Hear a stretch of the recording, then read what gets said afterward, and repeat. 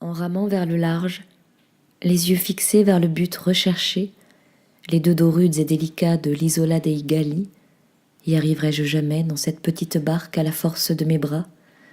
À mi-chemin, je dus, échouant encore une fois, retirer les rames et m'étendre sur le fond de la barque, tout en sueur et haletante, les yeux sur la voûte du ciel. J'étais là, la boîte crânienne plus vide encore si c'est possible, et plus silencieuse que ce bleu infini, quand une voix primordiale, sans expression aucune, me murmure à l'oreille. « Pardon, madame, pourrais-je monter dans la barque et me reposer un peu?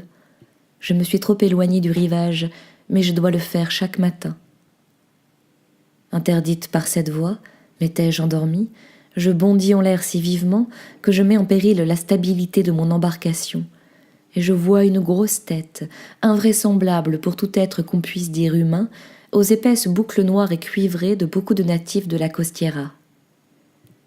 Mes yeux descendent tout de suite chercher son regard, qui d'en bas me fixe, implorant et effronté, humide regard noir et roux comme sa crinière, mais avec une expression si indolente et bienveillante qu'elle produit l'effet de m'épouvanter encore plus.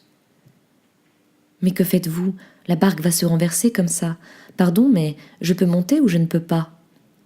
Je ne réponds rien, occupé seulement à regarder autour de moi et à chercher à comprendre comment cet être humain ou infernal a pu arriver jusque-là à la nage.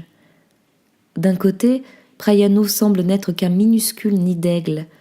Positano, un petit hôtel ou une petite crèche posée sur la nappe bleue de la mer. À gauche, Capri se montre tout en longueur, mince et hardi, comme un voilier. Personne, me dis-je, pas même Filiberto dans sa jeunesse, ne pourrait arriver jusqu'ici à la nage.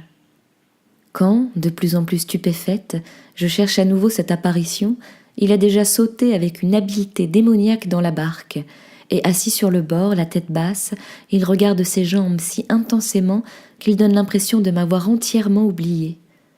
Il halète en souriant, tandis que, maintenant maîtresse de moi-même, je m'éloigne prudemment le plus possible du côté où mon hôte est assis, cherchant la rame qui, au besoin, n'est pas une arme de rien du tout.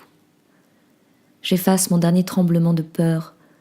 Maintenant, je suis en mesure, je l'espère, de faire sa connaissance, et sans hâte, je relève les yeux sur lui.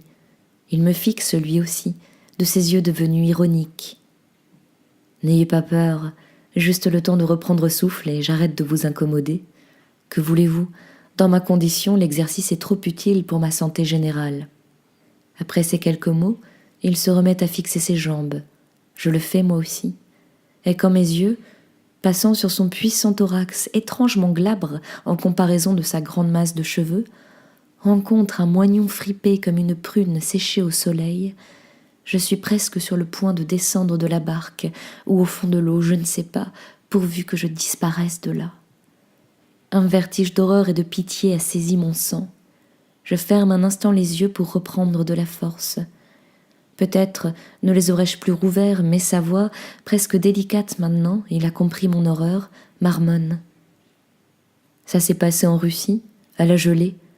Mais j'ai eu de la chance, je pouvais les perdre toutes les deux, et alors adieu baignade. Au moins comme ça, cette joie d'aller au large m'est restée. Cet exercice m'a tant coûté, mais j'ai toujours été très volontaire. J'ai étonné médecins et gens d'ici, j'ai étonné toute la Costiera. Je ferme la bouche d'un coup, en faisant, ça ne m'était jamais arrivé, un drôle de bruit avec les lèvres, un bruit comme de bouchon, dans ce silence qui s'intensifie à chaque instant qui passe, au point de devenir insupportable. Alors, merci, et ramez bien, bonne promenade.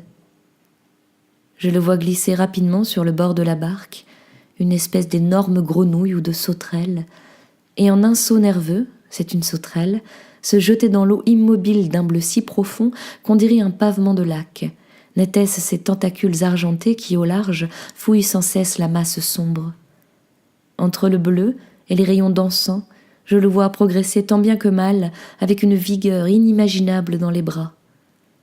La tête levée file droite au-dessus de l'eau, tandis que les bras avancent, lentement mais en cadence, dans le rythme sûr de la vieille nage des marins. Je le regarde jusqu'à ce que sa grande tête ne soit plus qu'un petit point perdu au milieu de la mer. et ce n'est que lorsque mes yeux peinent à le suivre que je me rejette sur le dos au fond de la barque dans l'intention de faire le point sur ce qui s'est passé, quand un sommeil désespéré s'empare à nouveau de moi.